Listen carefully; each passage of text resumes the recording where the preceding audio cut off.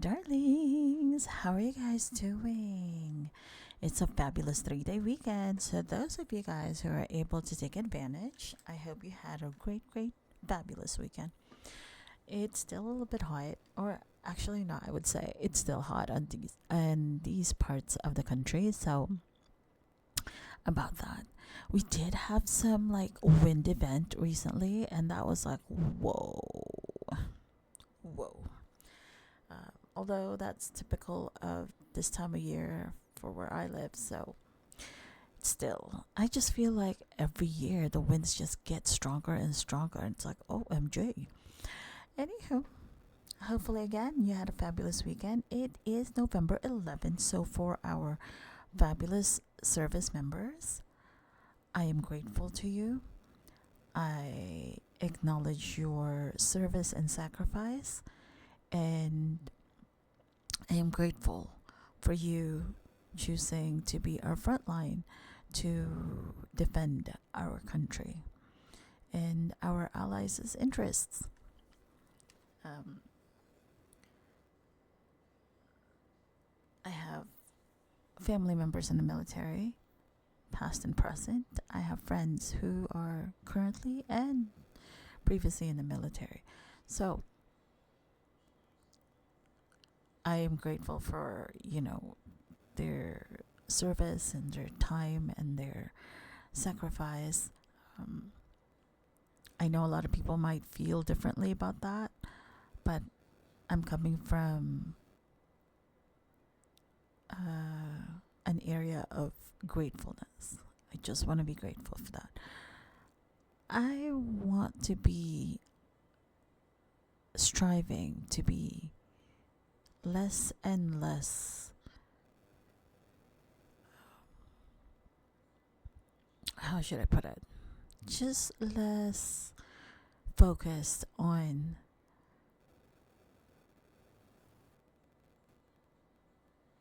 the dust on the table versus appreciating the roses in the vase. You know what I mean? Yeah. Anywho, as we move on, we do have a new story. This is from People Magazine. And one of my friends was talking to me about it. Not this particular story, but they were asking me, how far would you go for love? And what would those boundaries be? Like, how would you define it?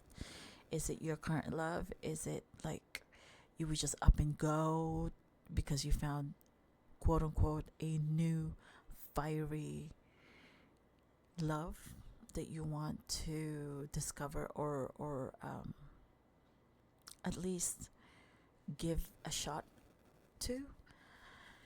So anyway, it's a very nuanced conversation, right?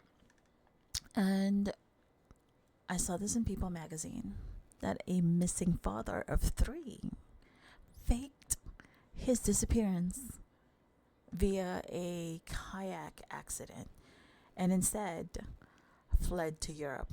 This is according to authorities in Wisconsin.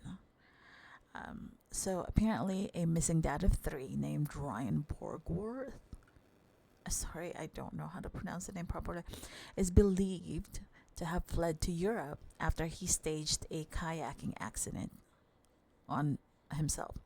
This is according to Green Lake County Sheriff Mark Podol. Apparently, I'll just call him Ryan by his first name, was first reported missing in August, but authorities say they later discovered he actually replaced his computer hard drive and cleared its browser the day he disappeared. Authorities now fully believe that the missing kayaker, and again the father of 3, faked his disappearance in a Wisconsin lake before fleeing the United States.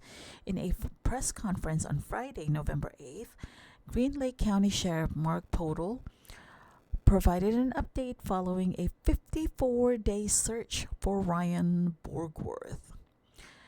The sheriff said that on August 12th, around 5:32 p.m. local time, deputies initially responded to a missing persons call, and That's when they found the vehicle and trailer of Ryan's, later found parked in the area of Dodge Memorial Park, with Ryan's last known location being Green Lake.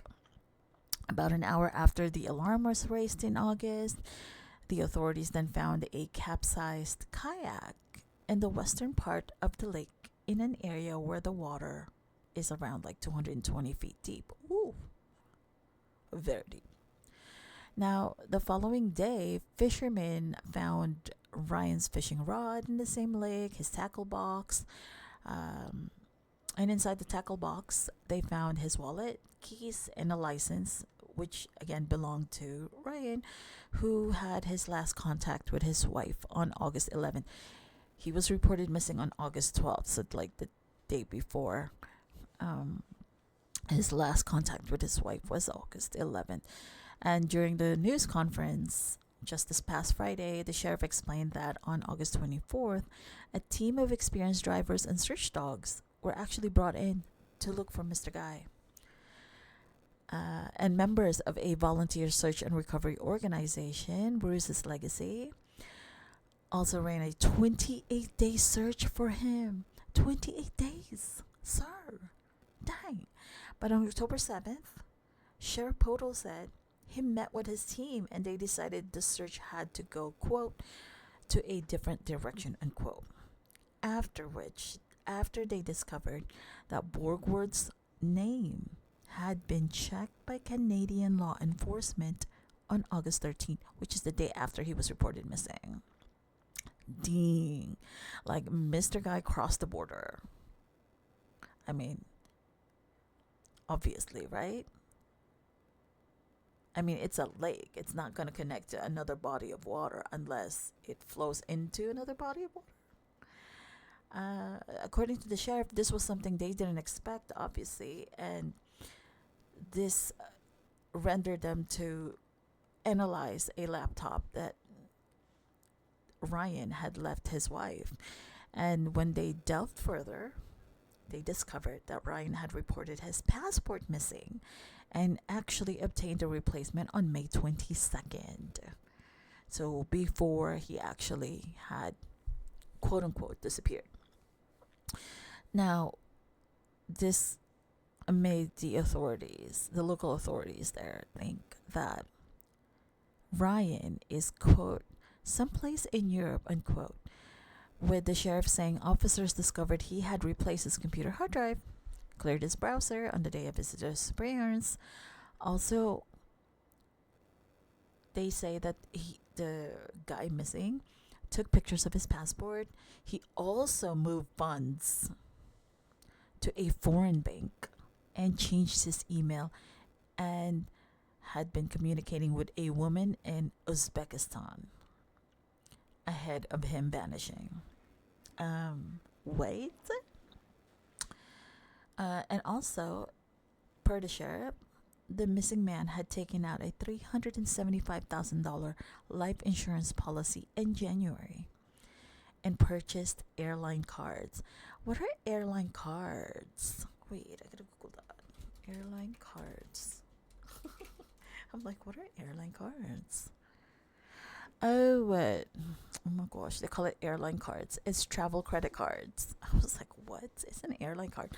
I thought it was like the card, like that passport card or something. So, wow. And according to obviously these new updates to the case and new just uncovered discovery, the sheriff now believes that based on these evidence, the guy missing is actually not missing. Cheese nuts. The sheriff is thankful to the family of, the guy who was missing but is no longer missing. His wife, it sucks for his children though. He's got 3 children and he just up and left. I mean, Mr. Man. How far would you go for love? In this case, across the dang universe. Just about. He's he was ready to leave his kids. He was ready to leave his wife, his life, his like relatives, and everybody else is connected to him. Um, what is there to do in Uzbekistan? Oops, Uzbekistan. It's a country in Central Asia, a landlocked country, and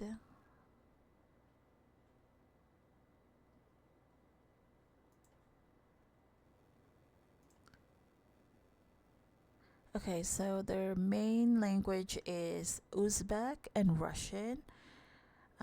They also have other languages, including Korean, English, German, Tajik, and Turkish. Okay. Huh. I'm I'm just so confused. I mean, was he hoping that like by moving there and bringing his like, dollars, obviously that would go a long ways, but it's like, sir, if you were hoping to just divorce your wife, why didn't you just do that first? I mean, why would you have to go through all of this elaborate planning and then drag other people in it? You've got the local law enforcement looking for you. You've got volunteers looking for you. I mean, they were looking for you for like over 20 days. That's a long time. I'm just saying. Like like, and then leaving your kids, that is just diabolical. For a alleged person that you met in another country, that's just diabolical. I mean, what does this person know about your quote unquote family? Do they even know that you had a family to begin with? It's just, oof. My gosh. The audacity of this person. Anywho, darlings, I wish the best for the wife who's left behind, for the children. I mean, it's horrible now that it's horrible that now she has an answer. Also, the kids, obviously. And it's also horrible for the days and years ahead because she's going to be a single parent who's going to need an entire village around her to help support her and the kids as they grow into maturity. And for her too, for her mental health and her, like, physical health. Oh my goodness. I mean, he's literally cut her off at the legs. She's stuck with the three kids on her own to raise. She gotta feed them, clothe them, medical insurance, all that. Oh my gosh, this guy. And if they have a mortgage, it would have to be all on her shoulders. My God, I can't. The gall of him. Whew. Anywho, darlings. So that's the story for today on Mr. Guy faking his disappearance. Darlings, please, if you're in a relationship and you think it's no longer serving you, please consider speaking to the person that you're in a relationship with. Explain to them why you're feeling the way you are, and break it off as gently as you can. Breakups are never gentle, but as gently as you can, with give them as much respect to the relationship that you had as to the person that you're breaking it up with. And if you have children, honestly, ouch. I just banged my face on my mic. Do the right thing, please. Anyway, darlings, remember you're all kinds of fabulous. Remember to try and leave grace for others, even though it is so difficult. But please do not be stupid. Don't be stupid. If there are red flags, yes, girl. And yes, guy. Yes. Consider the red flags. And usually they will not do you wrong. If those flags are waving at you, ooh, turn around and go the other way. Leave that one. And remember to always journey in gratitude. I shall see you all fabulous people in the next go round. Till for now. Bye.